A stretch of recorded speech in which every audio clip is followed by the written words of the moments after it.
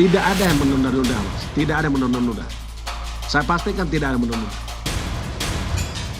Tak muncul di pemeriksaan Polda Metro Jaya terkait kasus dugaan pemerasan mantan Menteri Pertanian Syahrul Yassin Limpo. Ketua KPK Firly Bahuri memimpin konferensi pers penetapan tersangka PJ Bupati Sorong di KPK.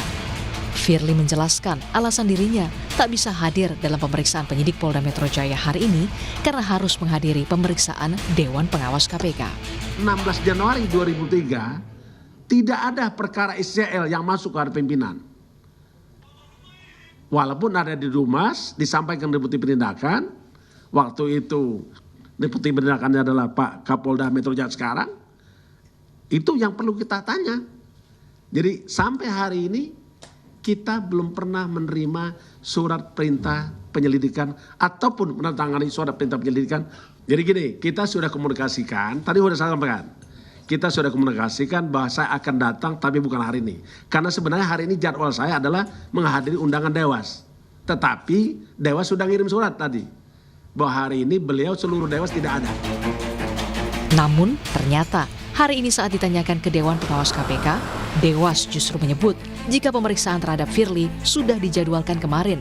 Dan sejauh ini Dewan Pengawas KPK masih belum menjadwalkan ulang pemeriksaan terhadap Firly Bahuri. Belum ada konfirmasi. Bu Abetina, ini apa nggak ada koordinasi atau seperti apa, Bu? Kok ketidakjelasan jadwal pemeriksaan hari ini tapi Firly... Loh kan kami kan mengundang, yang harus memberikan konfirmasi kan dari sana kan? Oke. Bener nggak? Berarti kemungkinan besar akan ada penjatuhan ulang pasca hari Selasa, Bu? Ya nanti kita lihat ya. Nanti kalau tidak hadir kan akan didiskusikan di Dewas ya. Sebelumnya, penyidik Polda Metro Jaya sudah memeriksa Ketua KPK Firly Bahuri terkait dengan kasus dugaan pemerasan terhadap mantan Menteri Pertanian Syahrul Yassin Limpo. Namun, polisi hingga kini belum menetapkan tersangka dalam kasus ini, walaupun telah menaikkan kasus ini ke tahap penyidikan hingga menggeledah rumah Firly. Tim Liputan, Kompas TV. Untuk kedua kalinya, Ketua KPK Firly Bahuri meminta penjadwalan ulang pemeriksaannya di Polda Metro Jaya atas kasus dugaan pemerasan terhadap mantan Syahrul Yassin Limpo. Kita akan ulas lebih lengkap bersama pegiat anti korupsi Saur Siagian. Selamat sore, Bang Saur. Bang Saur. Suaranya nggak jelas ya. Baik, suara saya tidak terdengar dengan jelas. Samar-samar. Bang Saur, ngaku diperiksa Dewas. Ya, hanya sedikit saja saya dengar suaranya. Tapi nggak jelas apa ada problem di... Baik, kita akan coba perbaiki sambungan audio kami dengan Anda, Bang Saur. Saya akan coba. Bang Saur, mungkin bisa pakai earpiece-nya Bang Saur agar lebih jelas terdengar sambungan audio kami, Bang Saur. Selamat petang, Bang Saur.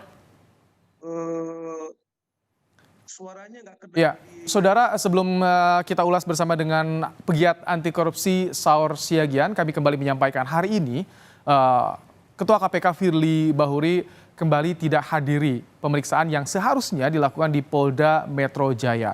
Disampaikan alasannya ada pemeriksaan atau meminta klarifikasi dari Dewan Pengawas KPK. Namun ternyata di Dewas KPK pun saat ini tidak ada pemeriksaan atas nama Firly Bahuri. Sementara itu, Saudara, di dalam konferensi pers yang tadi juga dilakukan oleh KPK di tengah sorotan kasus pemerasan, Ketua KPK Firly Bahuri mengklaim, Saudara, telah menaikkan surat perintah pencarian dan penangkapan buron kasus dugaan suap Harun Masiku. Saya kira itu ya. Terima kasih. Baik, terima kasih teman-teman. Ketua KPK Firly Bahuri menyebut sudah menandatangani surat perintah penangkapan dan pencarian terhadap Harun Masiku pada 3 minggu lalu. Namun Firly memastikan masih melakukan pencarian posisi Harun Masiku. Harun Masiku, Saudara, adalah buron kasus korupsi yang ditangani KPK yang menghilang sejak tahun 2020 saat KPK tengah melakukan operasi tangkap tangan kepada Komisioner KPU Wahyu Setiawan. Kami kembali ajak Anda untuk mencoba untuk bergabung bersama dengan pegiat anti korupsi Saur Siagian. Selamat petang, Bang Saur. Selamat petang. Nah, sudah jelas. Bang Saur tidak hadir di Polda, mengaku diperiksa Dewas, tapi ternyata di Dewas pun tidak ada pemeriksaan hari ini. Apa yang Anda lihat dari yang terjadi hari terhadap Firly Bahuri? Apa yang Anda baca, Bang Saur? Kalau saya baca malah Firly Bahuri itu nantang-nantangin penyidik Polda.